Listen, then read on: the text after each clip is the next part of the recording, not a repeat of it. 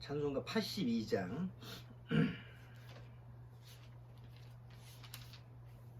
찬송가 82장 부르시고 같이 예배드리도록 하겠습니다. 나의 기쁨 나의 소망 되시며 82장 같이 부르죠.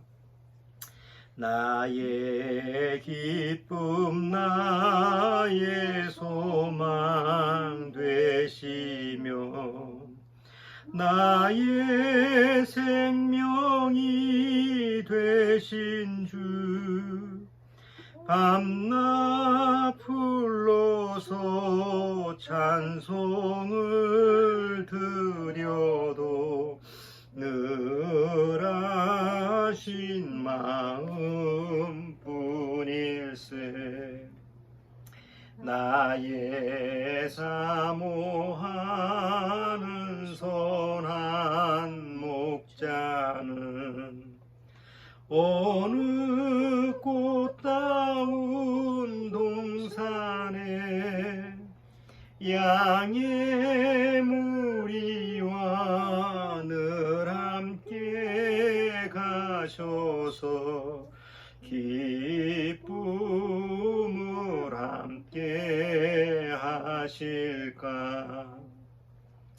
길도 없이 거친 넓은 들에서 갈 길 못 찾아 애쓰며 이리저리로 헤매는 내 모양 저 원수 조롱하도다.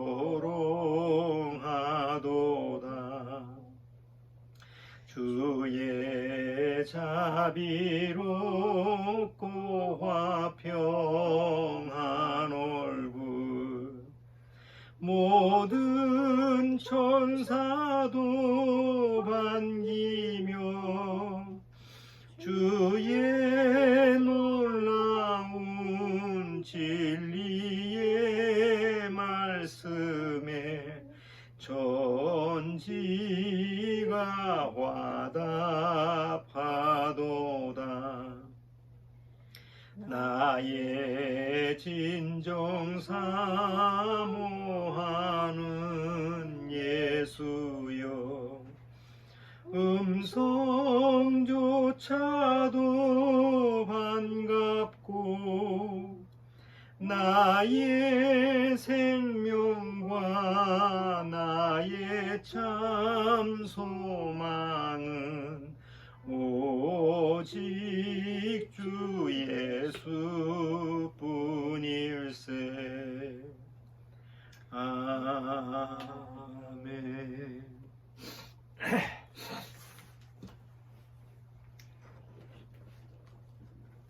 자, 같이 기도드리고 오늘 예배 시작하도록 하겠습니다.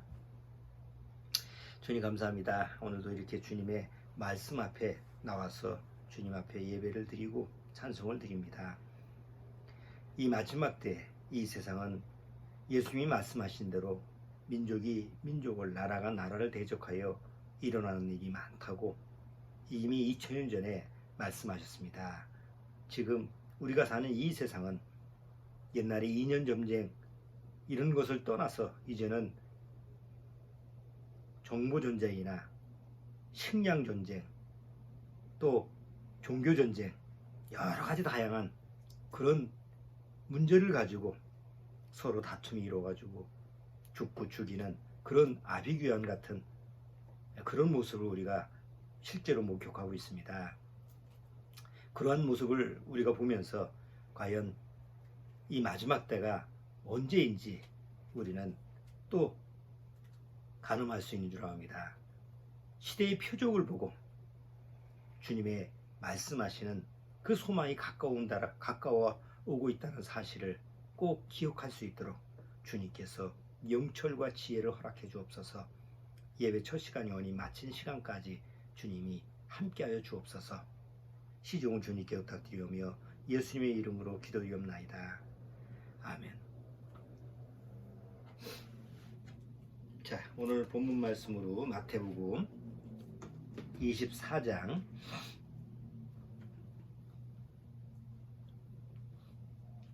우리가 늘 자주 인용하는 내용을 다시 한번 보도록 하겠습니다. 마태복음 24장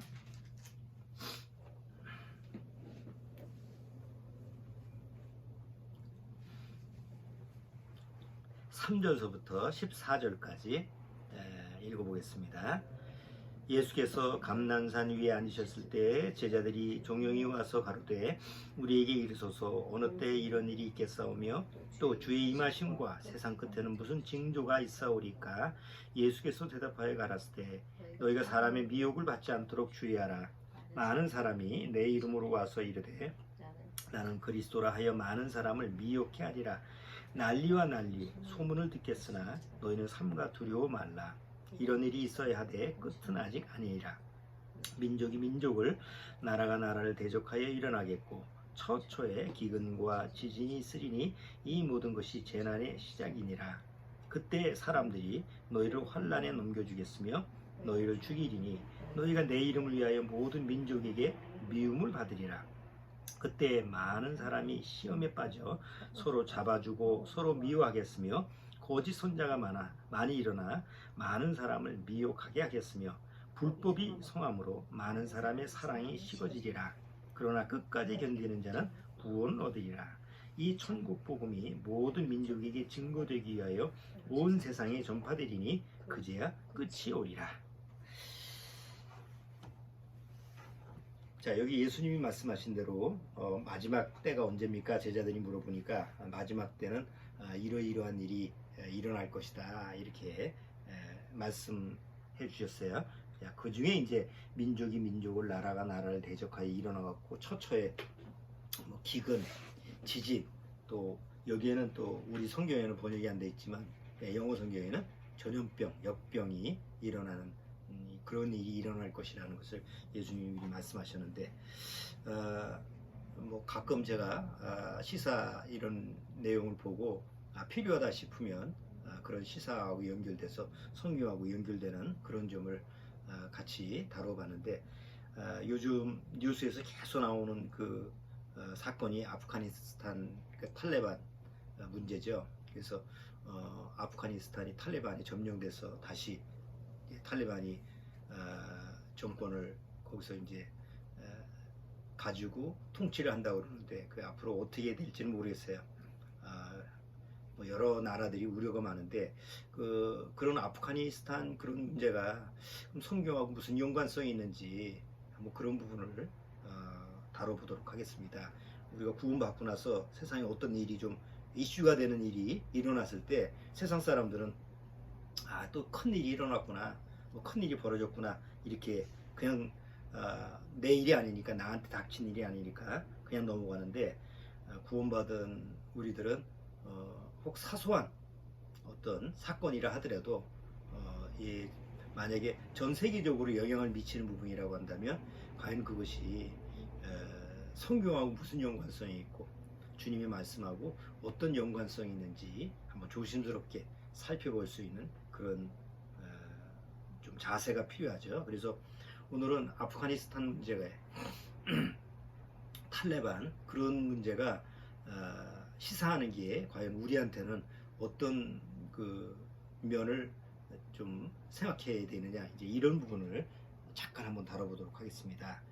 일단 아프가니스탄의 역사, 아프가니스탄이라고 하는 게 우리나라에서도 한 300 몇 명이 왔죠. 그래서 그것도 또 세상에서 또 미라클 해가지고 작전 이름이 미라클해서 거기 350여 명 가까이 되는 사람들을 구출해서 우리나라로 들어왔잖아요. 그래서 난민이 아니고 우리나라를 도와준 그런 사람들이기 때문에 데려온 이런 사건이 됐는데, 자, 아프가니스탄이라고 하는 나라는 그 17세기에 칸다하르라고 하는 사람이 카불, 지금 수도죠. 수도의 카불에다가 두리디가 아니라 두리디 제국이라고 하는 것을 시작한 것이 아프가니스탄의 시조라고 그래요. 자,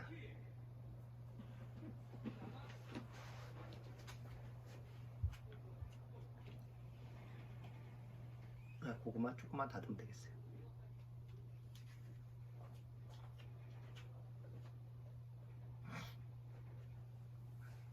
자, 그런데 이제 아프가니스탄이 제국을 건설했을 당시에 그 당시에 그 가장 큰 세력이 뭐냐면 대영 제국이잖아요. 영국이 거의 뭐 아프리카라든가 동아시아 이런 지역을 다 침략을 해서 자기 영역에다가 식민지를 만들었는데 이 아프가니스탄도 결국 그때 영국의 식민지로 들어가게 돼요. 그래서 영국의 식민지 생활을 하다가 1919년 우리가 일제시대에 들어가는 아이고아이고에서 우리는 또 일본의 식민지로 갔죠. 그때 독립을 하게 돼요. 아프가니스탄은 영국에서 독립을 하게 됩니다. 그리고 나서 그때서부터 19세기에 미소 냉전 체제가 미국하고 소련하고 냉전 체제가 되다 보니까 그 아프가니스탄이 미국하고 소련의 강대국에 또 낀 세대가 되는 거예요. 마치 우리나라가 우리 한반도가 미국과 소련 뭐 이런 두 나라의 그 냉전 체제에서 또 중간에 낀 그런 세대가 된 것처럼. 그래서 1973년도 들어와서 소련이 이제 침공을 하죠. 아프가니스탄을 침공을 하고. 왜냐하면 그 아프가니스탄 거기다 탄이죠. 스탄으로 다 주변이 다 스탄. 뭐 파키스탄, 뭐 투르크메니스탄, 우즈베키스탄 뭐 이게 다 거기에 다 옛날에 소련의 연방이죠. 소련 연방공화국이에요. 그러니까 소련의 연방공화국의 경계선에 있는 게 아프가니스탄이에요.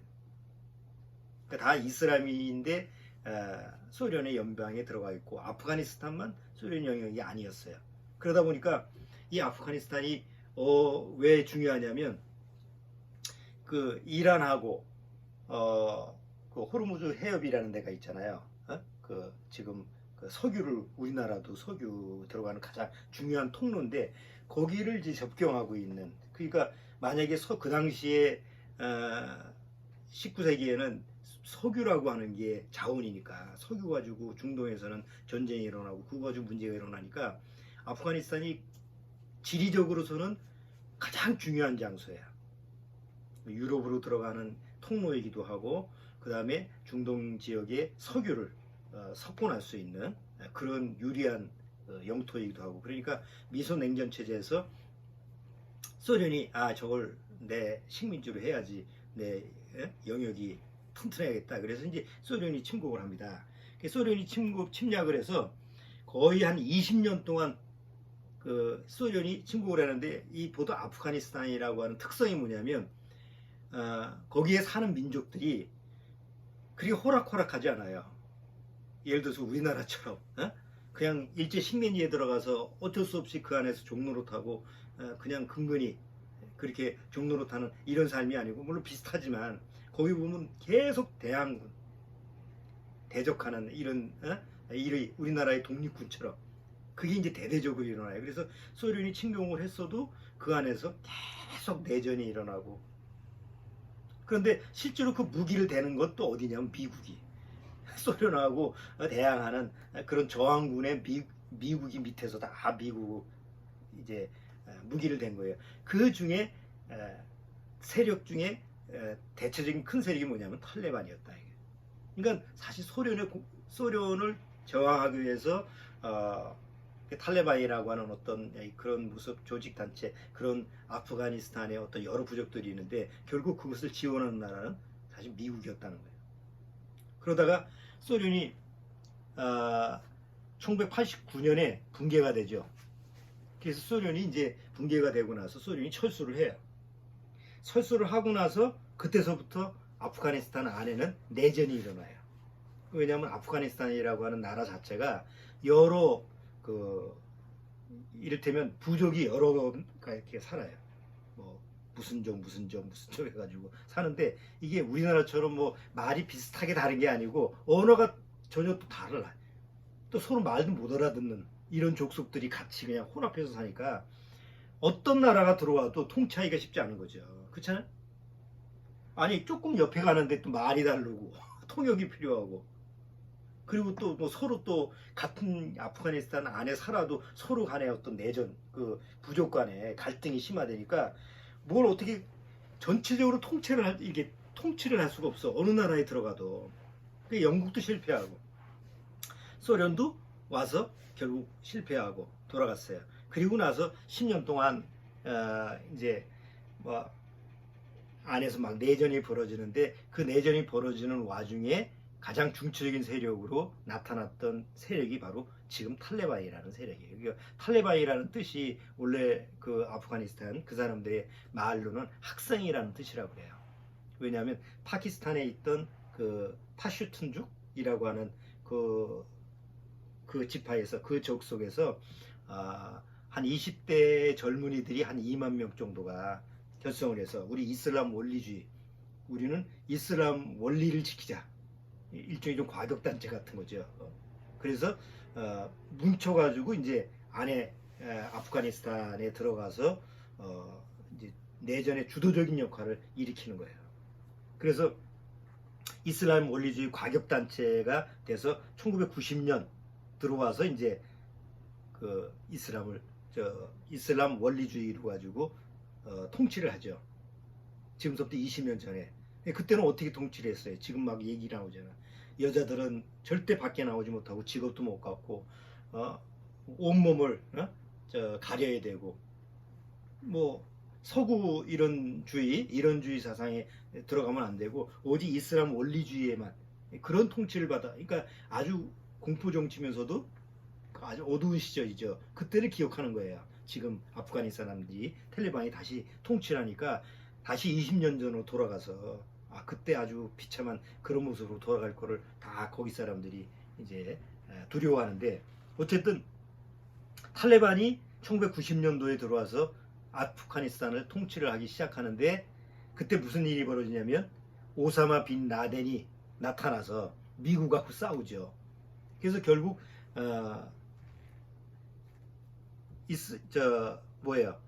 미국의 그 쌍둥이 빌딩이 폭파가 되지, 이제 파괴가 돼요. 자, 그리고 나서 미국이 오사마 빈 라덴을 어떻게든지 잡으려고 애를 썼는데 아프가니스탄에 이렇게 도망갔다 있는, 거기 숨어 들어갔다는 그런 이제 정보를 듣고 아프가니스탄 탈레반한테 야 넘겨주라. 그러니까 아프가니스탄에서 그건 못한다 우리. 그래서 이제 미군이 침공을 하게 돼, 아프간을 침공하게 된 거예요. 그래서 미군이 아프간을 침공을 해서 2001년에 미국이 아프간을 침공했는데 2001년이면 지금부터 20년 된 거 아니에요. 20년 동안 전쟁을 한 거예요, 탈레반하고. 아니, 웬만하면 미국의 그 무기, 미국이 가지고 있는 그 엄청난 그 무기만 가지고도 몇 년이면 전쟁이 종식돼야 될 그런 상황인데, 이 아프가니스탄은 다른 나라하고 달라가지고 뭐 아무리 무기를 한다고 해도 그게 제압이 안 되는 거예요. 그러니까 20년 동안 지금까지 끌고 온 거지. 자, 그러다가 20년 동안 미군이 하다가 다 안 되다가 뭐 뉴스 들으셔서 아시겠지만 우리나라 돈으로 2천조 원, 우리나라 예산에 1년 예산에 몇십 배지, 우리나라 한 600조 되나요? 그러니까 60조인가 600조인가 어쨌든 우리나라의 1년 예산에 몇십 배 되는 그런 돈을 그냥 들였는데도 이게 안 되는 거예요.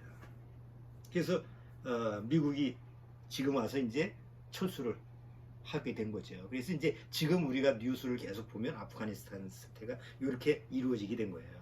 자, 그러면 20년 동안 그렇게 엄청난 돈을 쏟아붓고 나서 아무것도 얻은 것 없이 지금 왜 미국이 떠나냐. 자, 미국이 원래 그 아프가니스탄을 점령한 이유가 뭐죠? 석유 때문에 그런 거예요. 석유 전쟁. 그러니까 석유가 어쨌든 지금 전 세계적으로 어떤 그 물자, 이런 석유 자원이라고 하는 게 무기화시킬 수 있었으니까 석유를 많이 선점하는 나라가 그래도 우위권을 차지해서 아프가니스탄을 가지고, 그래서 소련이 침공했던 거고, 그리고 소련이 물러나니까 미국이 이제 거기 들어간 건데, 미국에서 뭐가 나왔어요? 시에일 가스가 나온 거예요. 그러니까 미국에서 시에일 가스가 나와서 그 안에서 시에일이라고 하는 오일을 추출해냈는데 자국 그 미국이 몇백 년에 걸쳐서도 사용할 수 있는 그 매장량이 있으니까 더 이상 중동에 매달릴 필요가 없는 거지. 옛날에는 석유라고 하는 것 때문에 중동을 선점해서 미국이 거기서 미국이 우위권을 좀 차지하기 위해서 거기서 뭔가 위력을 발휘해야 되는데 지금은 석유라고 하는 그 자체가 필요가 없는 거야. 미국이란 나라가. 그러니까 굳이 가서 돈을 들일 필요가 없는 거지. 그러니까 손을 떼도 뭐 아무 아니면 밑빠진 독이 물 붓는 시기니 되니까. 그러니까 이쯤에 와서 뭐 트럼프 때 우리 철군하겠다 이렇게 발표를 했는데 이제 요번에 바이든 때 와서 이제 아예 철수를 해버린 거죠. 물론 시기적으로 뭐 그 안에 있는 난민들 이런 문제를 제대로 해결을 못해서 이제 요새 욕을 먹고 있는데 어쨌든 간에 아프가니스탄 문제는 지금 이런 상황이 돼서 결국은 소련도 미국도 이렇게 떠나버리고 그 다음에 이제 거기에 눈독 들인 나라가 지금 뭐야? 중국이라는 나라. 그 다음에 주변, 뭐 여전히 이제 소련도 그래도 또 영역을 좀 자기 이익을 위해서 영향을 미치고 싶고 미국은 그런 마음이 없고 이제는. 그러니까 나머지 이제 소련이나 이제 러시아나 중국이나 또 인도나 또 뭐 주변 경계선에 있는 이란이나 그러니까 이런 나라의 어떤 그 이익에 맞춰서 이제 아프가니스탄이라는 나라가 이제 앞으로 진로가 정해질 거예요. 근데 어쨌든 아프가니스탄이라는 나라가 한번 그 나라의 정보를 보면 우리나라 남한 북한 합친 거에 3.5배 아주 엄청 우리나라 한반도의 3배 되니까 무지하게 큰 거죠. 그리고 이 나라에는 리튬이라고 하는 게 엄청나게 매장돼 있어요. 리튬이라는 게 리튬 전지 만드는 지금 전기차 만드는 데 필요한 리튬이에요. 그러니까 상당히 자원으로 보면 중요한 자원이죠. 그걸 얻으면은 앞으로 미래에 필요한 거니까 전기차 같은 거는 우리나라도 앞으로 많이 필요한 거니까. 근데 왜 미국이 거기서 뺐을까? 리튬이라는 그 매장량이 많은데도 그거보다 더 손해가 나기 때문에 이익이 안 되기 때문에 그래서 발을 빼는 거예요. 그런데 어느 나라에 가도 그 아프가니스탄을 이렇게 완전히 통치하지 못하는 게 그 지형이 우리나라처럼 이렇게 좋지가 않아. 나무도 없지만 험악한 지형이라고 그래요. 그러니까 마치 그 돌덩이 산 있잖아요. 예, 그런 산들이 있는 그런 험악한 지형이기 때문에 전쟁을 하기도 힘들고 어디 숨으면 찾기도 힘들고 미국이 20년 동안 했는데도 불구하고 그 뭐 제대로 통제를 하지 못하는 걸 보면 알 수 있죠. 또 여러 민족이 혼합이 돼 있어서 통치가 안 돼. 그러니까 이쪽 동네에서 뭐 좀 하면 저쪽 동네에서 날리고 그 아프간이 정부군이라는 게 있었잖아요. 근데 이번에 미국이 철수한다고 그러니까 다 어떻게 했어요? 탈레반한테 투항을 하고 무기 넘기고 알아서 일이다. 그러니까 그런 민족을 어떻게 통치하겠어? 우리나라는 죽어도 고잖아. 우리나라는 우리나라를 위해서 하겠다 그러면 똘똘 뭉쳐서 할 수가 있는데 거기는 그럴 수가 없어요. 마치 같이 살지만 다른 나라처럼 서로 여러 민족이 사니까. 그래서 그렇게 사는 사람이 한 4천만 명이에요. 인구가 작은 것도 아니에요. 4천만 명이고. 그 4천만 명 중에서 99.8%가 이슬람교. 나머지는 무교. 그 다음에 기독교인인데 그 기독교인이 한 10,000명 정도 있다고 해요. 10,000명. 4천만 명 중에서 10,000명 정도가 기독교인인데 요번에 어떤 민간 기독교 단체에서 거기서 한 5,000명 정도를 구출해냈다고 그러죠. 다 기독교 국가들도 다 관심 없고 오지 말라고 그러는데 오히려 민간 단체에서 그들을 구원해냈다고 그래요. 그러니까 세상 종교라는 게 기독교도 뭐 관심이 없어요. 이치로 하면 기독교인이 하면 기독교 국가에서 구해내야 되는 거예요, 먼저? 그런 게 전혀 적용이 안 되는 거예요.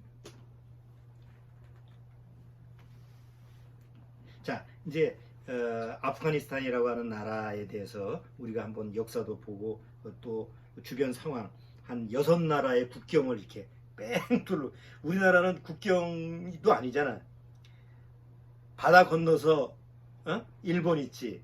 그 다음에 맨 끝쪽에 보면 소련 조그만 이렇게 경계선이 있지, 중국 있지, 세 나라잖아요.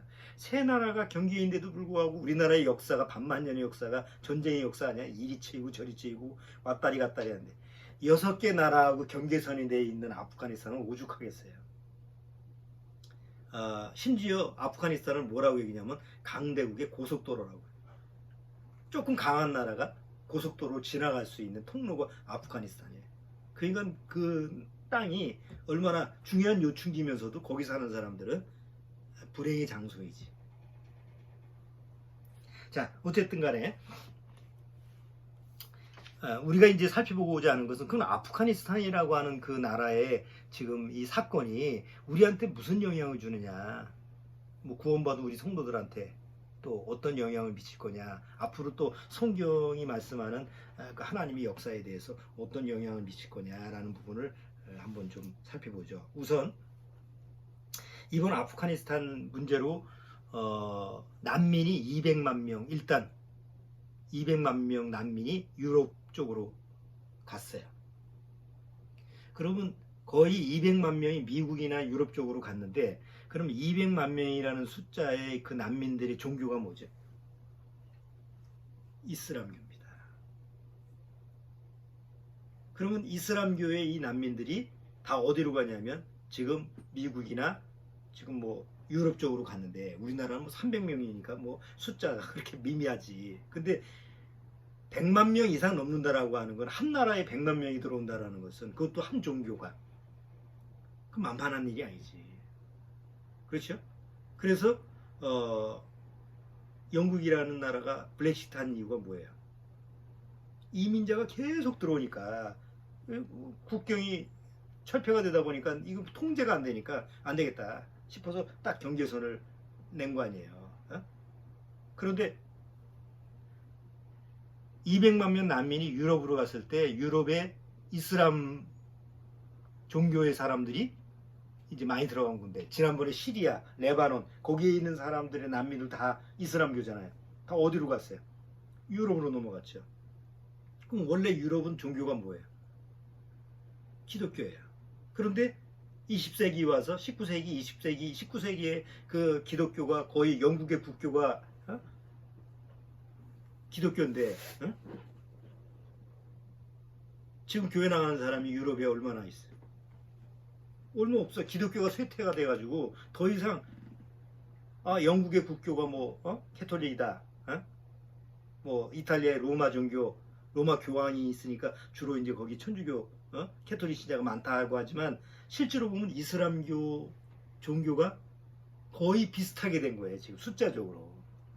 옛날에는 미미했는데 지금은 이슬람 사람들이 이슬람 종교의 그 위력이 점점 강해진 거지. 그러니까 대표적인 예가 이제 영국이에요. 영국이 블랙시트를 한 이유를 한번 보죠. 영국의 런던의 시장이 지금 누구냐면, 영국 시장 누구예요? 영국의 런던 시장. 영국의 런던 시장이 파키스탄 출신의 사디스칸이 당선됐어. 왜 그렇게 당선될 수밖에 없었느냐? 투표를 잘 안 하잖아. 근데 이슬람교 종교에서 시민권 가지고 있는 사람들이 투표를 더 한 거예요. 그래서 다 예기치 못한 거지. 지금의 영국의 30% 인구가 이슬람이에요. 영국 국회의원 중에서 14명이 다 이슬람 사람. 그러니까 이슬람의 그 종교가 영국이라고 하는 기독교가 전통적으로 내려왔던 영국의 거의 이 우위권을 가지고 있는 거죠. 영국 전역을 돌아다니는 어느 날 그 영국 전역을 돌아다니는 버스에 광고가 하나 붙었다고 그래요. 광고가 뭐라고 붙었느냐? 영국을 유라비아라고 만들자. 사우디아라비아처럼 메카가 있는 것처럼 사우디아라비아가 아니라 유라비아. 그러니까 영국이라는 나라가 기독교라고 하는 전통적으로 기독교가 있었고 청교도가 또 미국으로 가서 기독교 국가가 세워진 나라인데 지금은 이슬람화가 된 거예요.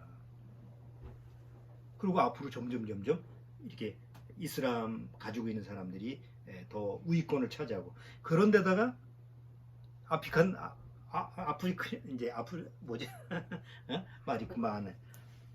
아프기니스탄 아프기니스탄 거기 사람 난민이 100만 명 혹은 200만 명이 유럽 쪽으로 갔을 때 그 사람들이 유입이 된다고 생각을 해요. 점점 가중이 되지. 그래서 영국에 사는 그 이슬람 종교를 가지고 있는 사람들의 지금 목표는 뭐냐면 영국의 수상을 이슬람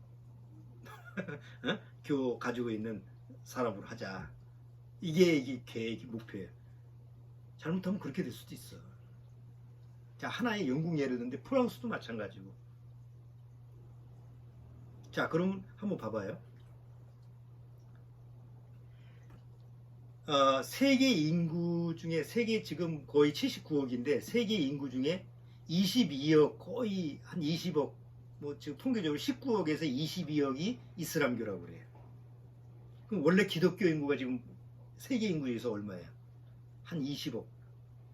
20억에서 캐톨릭하고 다 합치면 한 25억 보는데, 옛날에는 캐톨릭하고 기독교가 전 세계의 인구 중에서 가장 영향력 있는 그런 종교였는데 지금은 이슬람하고 거의 같이 된 거예요.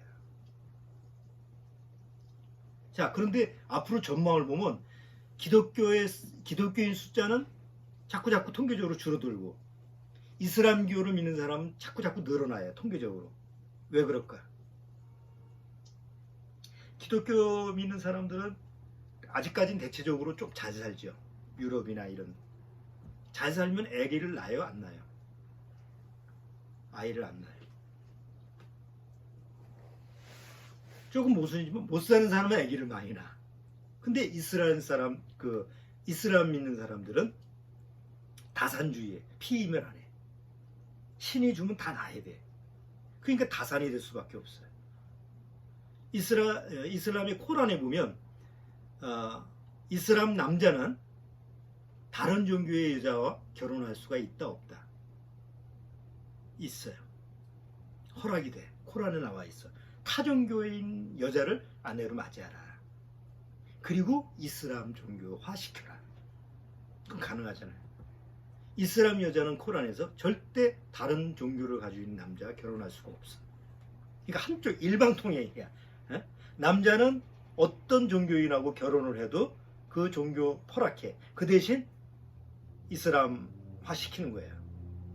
그런데 이슬람 여자는 어떤 다른 종교의 남자하고 결혼하면 참여시켜. 그러니까 요즘도 그 뉴스에 나오잖아요.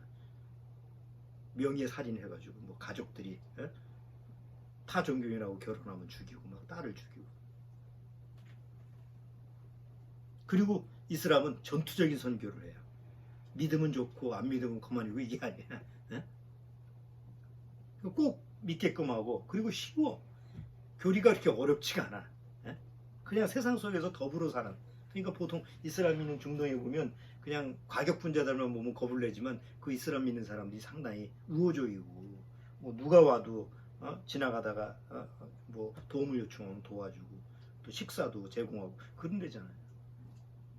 그러니까 그런 식으로 포화력이 있다 보니까 전 세계적으로 지금 이슬람이 강하게 펼쳐지는 거죠. 우리나라도 이게 아니에요. 지금은 뭐 별거 아닌 것 같지만 점점 이슬람은 강해질 수밖에 없는 거죠. 자, 그러면 우리가 한번 생각해 보는 거예요. 이슬람 사람들이 가장 적으로 여기는 민족이 누구예요? 유일하게 불교 민족도 아니야, 기독교 민족도 아니야. 바로 유대인.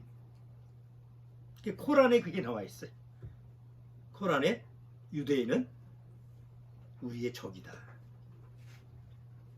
그러니까 아예 코란이라는데 그게 명시가 돼 있으니까 뭐 적이 될 수밖에 없지. 그러면 점점 유럽이라는 나라가 사실은 이스라엘에 대해서 지금까지는 지금도 아니지만 옛날 유대인들을 보호해주고 유대인이 들어오면 살게 해주고 도와줬던 나라가 유럽 아니에요?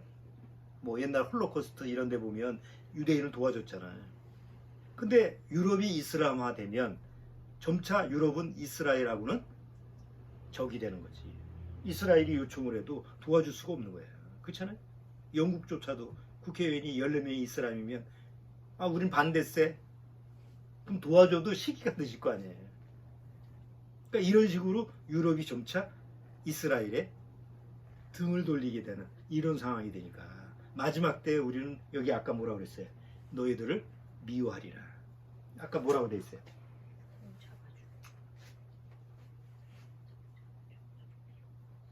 9절. 그때 사람들이 너희를 환란에 넘겨주겠으며 너희를 죽이리니 너희가 내 이름을 위하여 모든 민족에게 미움을 받으리라. 모든 민족에게 미움을 받는다고 해요. 미국조차도 쉽게 도울 수 없는, 이스라엘을 도울 수 없는, 아주 철저히 고립될 수밖에 없는 그런 처지가 이미 성경에 예언되어 있는데 지금 세상은 그렇게 가고 있는 거죠.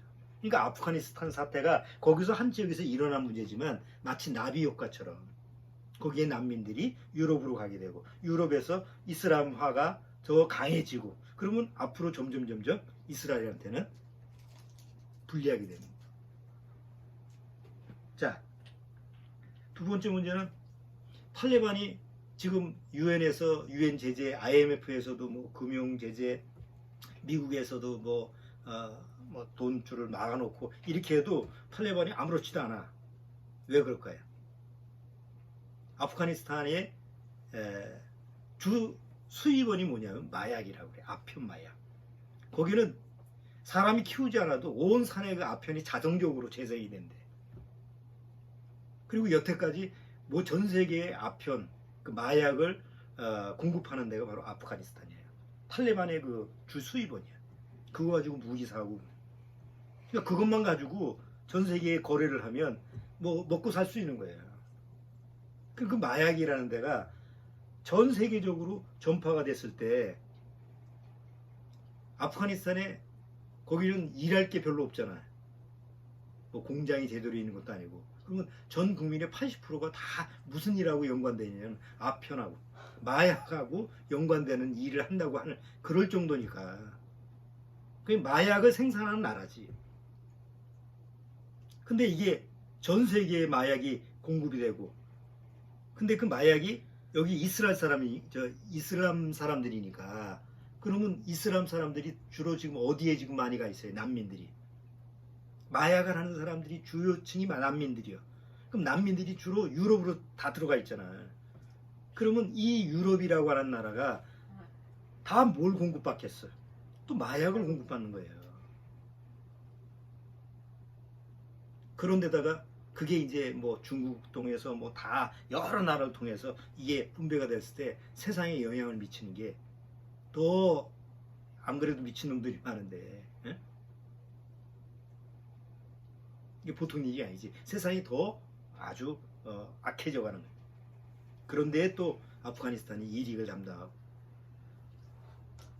자, 이제 세 번째는 아프가니스탄에서 미국이 철수를 하니까 누가 좋아해요? 가장 박수치고 좋아하는 바로 이란이죠. 아프가니스탄하고 경계선을 하는 게 이란이거든. 아프가니스탄은 이제 순위파고 그 이란은 시아파고 원수야. 둘이 원수인데도 뭔가 하나의 목적을 가지고는 친해질 수가 있어. 마치 헤롯과 빌라도가 원수였지만 예수님을 재판하는 데는 그날에는 하나가 됐더라. 원수였는데 둘이 하나가 됐더라. 성경에도 기록이 돼 있잖아요. 아프가니스탄 사람들하고 이 수니파하고 시아파하고는 원수지간인데 이스라엘을 대적하는 데에 대해서는 한마음이 될 수밖에 없는 거지. 근데 미군이 빠졌어. 그러니까 이란이 좋아하는 거예요. 중동에서 이제 미국의 영향력이 점차 줄어들고 사우디아라비아도 미군이 이제 철수한다고 그러니까 사우디아라비아는 이란을 무서워하거든. 이 사우디아라비아하고 이란하고 또 이 서로 원수사니까 적대 관계인데 미국이 있을 때는 좀 마음이 놓였는데 미군이 서서히 중동 지역에서 발을 빼니까 이거 어떡하지? 그래서 이제 얼마 전에 사우디아라비아에서 러시아하고 군사협정을 맺죠. 그러니까 중동 지역에서 점차적으로 영향력이 미국이 빠져버리니까 그 대체 세력이 누가 들어오는 거야? 러시아가 들어오는 거야. 중동 지역에는 25개 나라가 있어요. 중동 지역에 25개의 나라 중에서 24개가 이슬람이고 이스라엘이 딱 가운데 있어. 그러니까 뺑 돌아 다 이슬람이야. 그리고 그 가운데 이스라엘이 딱 하나가 있어. 근데 지금까지는 뭐 중간중간 미국이 영향을 미쳐서 뭐 아프가니스탄 주둔 데 있고 사우디아라비아, 이라크 이렇게 주둔 데 있어서 미군이 영향이 있었기 때문에 뭐 이스라엘이 좀 도움을 받았는데 미국이 이제 철수함으로 말미암아 서서히 뭐가요? 영향력이 없어지고 거기에는 러시아의 영향이 들어가고 중국 영향력이 들어가고 그러니까 이스라엘은 어떻게 돼요? 점점 더 고립돼 버린 거죠. 그래서 새로운 이제 중동의 패러다임이라고 이제 새로운 어떤 정치적인 질서가 이렇게 되는데 세 부류가 지금 돼 있어요. 지금 이스라엘을 돕는 나라에서 미국, 사우디아라비아, 아랍에미리트, 이집트, 바레인, 이번에 수단, 모로코 해가지고 이번에 이제 아브라함 협정에서 이스라엘하고 좀 친교를 맺는 이런 나라들이 요 근래에 와서 생겼지. 이게 이제 이스라엘을 돕는 나라. 이스라엘을 미워서 좀 미워하는 나라. 러시아, 중국, 이란, 이라크, 시리아, 레바논. 그 가운데 중간 정도에서 이스라엘을 미워하면서도 이렇게 아직은 이렇게 드러내놓지 않는 그래도 소련 쪽에 있는 나라가 터키, 카타르, 오만, 쿠웨이트, 팔레스타인, 요르단, 예멘, 리비아. 그러니까 결국 지금 미국이 중동 지역에서 완전히 발을 빼면 나 이제 뭐 석유 필요 없으니까 굳이 거기다가 돈 안 쓰겠다고 하면 결국 고립되는 나라는 누구예요? 이스라엘이죠. 우리가 잘 아는 에스겔서 38장 곡과 마곡의 전쟁에서 이스라엘을 공격하는 나라가 러시아, 그 다음에 러시아하고 연결되는 이란, 터키, 그 다음에 뭐 리비아, 뭐 중견 거기에 나와 있는 그러니까 이스라엘 쭉 둘러선 나라가 러시아를 중심으로 해서 이스라엘 공격한다고 했어요. 그리고 거기에 뭐라고 되어 있느냐? 이스라엘을 돕는 나라가 없어요. 그럼 지금 상황이 어떻게 돼가는 거예요? 에스겔 38장에 예언된 대로 이스라엘이 자기를 도울 수 있는 나라가 별로 없는 그런 처지로 사면초가의 처지로 환경이 지금 되고 있다는 거예요. 뭐 미국이 전혀 뭐 안 돕지는 않겠지만 영향력이 빠져버리면 뭐 러시아가 쳐들어온다고 해도 금방 대항할 수는 없으니까. 그러면 에스겔서 38장에 예언되는 그런 말씀이 성취될 수 있는 그런 환경적인 요인이 지금 서서히 이렇게 퍼즐 맞히듯이 조입되고 있다는 거예요. 그런 요소를 우리가 아프가니스탄 요번 사태를 봐서 좀 한번 짐작을 해볼 수 있다는 거죠. 자, 그렇기 때문에 우리가 지금 세상에 이루어지는 일이 이스라엘하고는 아주 먼 나라에 그렇게 지리적으로 가까운 나라는 아니야. 이란보다 더 먼 나라니까. 그러나 전체 지도를 바라보면 나중에 아마겟돈 전쟁에서 중국이 이스라엘까지 이렇게 오게 되는 마지막 전쟁에 보면 그 넘어오는 코스가 바로 아프가니스탄 그 지역 거길 통과해야지 또 올 수 있는 거리이기 때문에 성경이 말씀하시는 앞으로의 그 하나님의 일이 진행되기 위해서 하나씩 성취되는 과정이구나라는 것을 우리가 알 수가 있습니다. 자, 그래서 오늘은 지금 세계 정세에서 일어나는 아프가니스탄 문제를 가지고 한번 성경에서 우리가 알고 있는 그 내용하고 어떤 연관성이 있는지 한번 살펴봤습니다. 오늘 본문 봤던 그 내용을 한번 보죠. 마태복음 24장